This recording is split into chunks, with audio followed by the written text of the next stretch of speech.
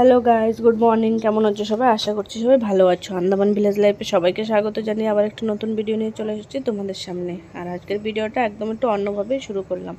তো দেখো, বোর্ডলারে আজকে হচ্ছে আমাদের নেক্সট ডে। তো এই যে একটু বেরিয়েছিলাম হাজব্যান্ডের সঙ্গে একটু কাজের জন্য, ওর একটু কাজ ছিল অফিসিয়ালি, তো সেখানে গিয়েছিলাম। ওখান থেকে ফিরছিলাম, তো ভিউটা ভীষণ সুন্দর লাগছিল, তাই ভাবলাম তোমাদের সঙ্গে একটু শেয়ার করি। তো এখানে দেখা হয় যে আমি ছেলেকে নিয়ে পিছনে বসে আছি, আর রোদ ছেড়েছে, তো তাই ছেলের মাথায় একটু আমার দোপাট্টাটা দিয়ে রেখেছি। তো এখন সেটা ঘরের দিকে যাব, আমাদের কাজ হয়ে গিয়েছে। আর এই যে এখন যাচ্ছি, যে রুম নিয়েছে সেই রুমের দিকে। এখন একটু আখের রস খেয়ে, আখের রস গরমের ভিতরে ভীষণ ভালো লাগে। আর এখানে একটু সামনে গিয়ে দাঁড়িয়ে পড়েছি, ছেলের জন্য একটু অরেঞ্জ নেব, আম নেব। ও গরমের ভিতরে তো এখন একটু আমটা ভালো খাচ্ছে, টক টক যেটা লাগছে সেটাই ভালো খাচ্ছে। তারপরে যে সেটা চলে যাচ্ছি ঘরে। আর আজকের পর থেকে আর আমার ভিডিও, এই ভয়েসটা আমি পরে দিচ্ছি, আজকের পর থেকে আর আমার ভিডিও তোমরা মানে পোডলারের ভিডিও আর দেখতে পাবে না।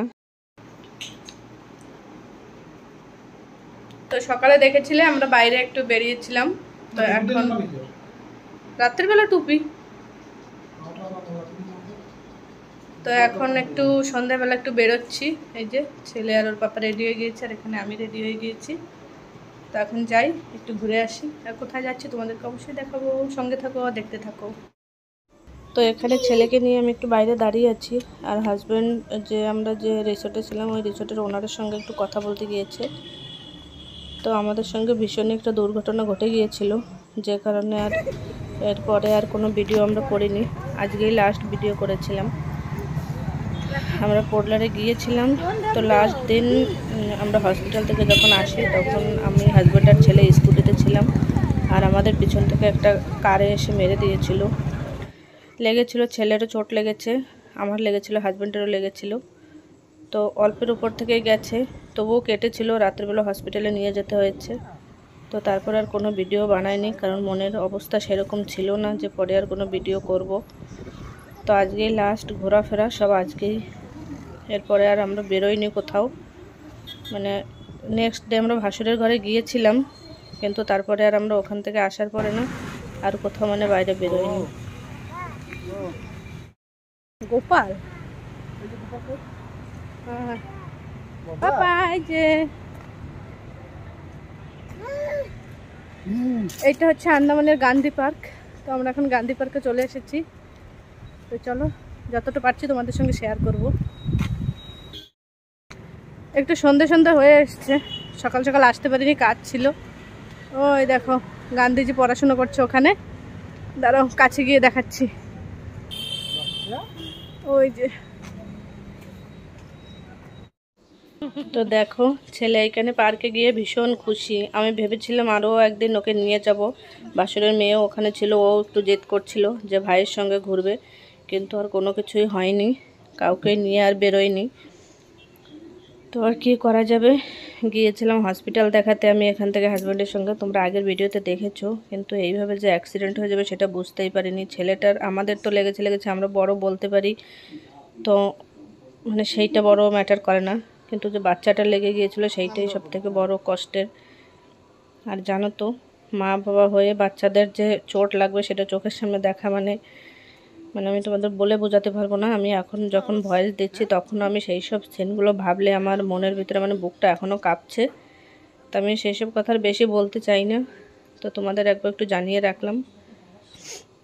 তো দেখো ছেলে এখানে কিন্তু খুব এনজয় করছে, ওর এইগুলো ভীষণ ভালো লাগছে। অনেক ইচ্ছা ছিল যে মানে আর কি ওকে একটু ঘুরিয়ে দেখাবো সব জায়গায়, কারণ আমি যেখানে থাকি আন্দামান ডিগলিপুরে, তো সেইখানে এরকম পার্ক নেই। পার্কে যেতে হলে তোমার পোডলারে ওইখানেই আছে। অনেক কিছুই ভাবনা চিন্তা করে রেখেছিলাম, তো কিছুই আর হয়নি। আমরা তারপরে দুদিন পরে আমরা চলে এসেছিলাম বাড়িতে আসার পরেও তারপরে ননদের বিয়ে ছিল, তো সেই সবের মানে আর কি ভিডিও করেছি, তো তোমাদের সঙ্গে অবশ্যই শেয়ার করব যেটুকুই করতে পেরেছি, কারণ তখন ব্যথা ছিল, তো ছেলেরও শরীরটা অত ভালো ছিল না, তো ভালোভাবে করা হয়নি। তো তো দেখো এটা হচ্ছে আমাদের গান্ধী পার্ক, আর এখানে একটা ছোট্ট বুদ্ধার মূর্তি আছে। তো ছেলে এখানে গিয়ে নমস্তে করছে, ও ভেবেছে মানে ভেবেছে কি ও ঠাকুর ভেবে নমস্তে করছে ওখানে গিয়ে। আর দেখো গাছটা কি সুন্দর কেটে রেখেছে।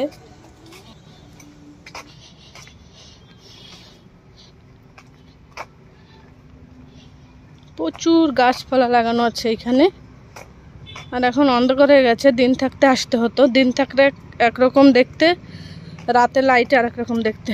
আর দেখো এটাকে গান্ধী পার্ক বলে। আর গান্ধীজির বড় স্ট্যাচু এখানে যে লাগানো আছে। ধরো তোমাদের কাছ থেকে দেখাই। ছেলে আর ওর পাপা আগে আগে চলে গিয়েছে। এই দেখো, ধরো স্ট্যাচুটা প্রচুর বড়। দেখো দেখো সামনে ওখানে জল আছে, এখানে আগে বোটিং হতো, কিন্তু এখন জলটা রোদের সময় অনেকটা কমে গিয়েছে, তো এখন আর বোটিং হয় না। খাও। তো এখানে আমাদের ঘোরা হয়ে গিয়েছে, বেশি সময় ছিলাম না। এখন যাই, এখন মেরিনা পার্কে যাব, ওখান থেকে সিধা রুমে চলে যাব। ছেলে খোলা জায়গা পেয়ে ভীষণ এনজয় করছে, ওর খুব ভালো লাগছিল, তোমরা আগে আগে দেখতে পাবে। তো বাড়িতে তো সবসময় বন্ধই থাকে। আর এই দেখো দূরে যেটা লাইটিং দেখা যাচ্ছে না, এটাকে রস আইল্যান্ড বলে। তো এখানে পুরো লাইটিং করা ছোট্ট একটা দ্বীপ, ওখানে অনেক কাহিনী আছে। যদি পরে কখনো যেতে পারি তো তোমাদের সঙ্গে অবশ্যই শেয়ার করব। দেখো বিকেল টাইমে এখানে প্রচুর মানুষ ঘুরতে আসে, আর এখানে রাস্তার সাইড থেকে দোকান বসে, এখানে ঝালমুড়ি চানাচুর এইসব বিক্রি হচ্ছে। দেখো সমুদ্রে ছোট ছোট ঢেউ এসে এখানে চড়ে দেখা যাচ্ছে, ছোট ছোট ঢেউ আসছে, ভীষণ ভালো লাগছে দেখতে। আর দেখো সুন্দর লাইটিং করা আছে। আর এখানে আমরা এখন একটু মানে এই চানা মটর দিয়ে যে চাটটা বানায় চানা চাট, তো সেইটাই নিয়ে নিলাম খাবো করে। ছেলে একদম কোলেও থাকবে না, শুধু দৌড়াবে আর হাঁটবেও না। তো চলো আজকের মতো আমার ভিডিওটা এই পর্যন্তই রাখছি। আমার ভিডিও যদি তোমাদের ভালো লেগে থাকে তাহলে আমার চ্যানেলটাকে সাবস্ক্রাইব করে দিও, আর তোমরা পাশে থেকো, সঙ্গে থেকো। পড়ছে দেখো পুরো জায়গাটা, দেখো ছেলে কি দৌড়াদৌড়ি করছে, আর সবাইকে শুধু হাই হ্যালো এরকম করছে, বাই বাই করছে। ওর পাপা তো ওকে একদম ধরতেই পারছে না, মানে ও তো ঘরে কখনো এরকম খোলা জায়গা পায় না, না তাই ওখানে গিয়েও খুব এনজয় করছিল।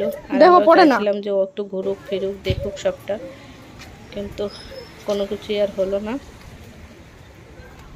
চলো তাহলে সবাই ভালো থেকো।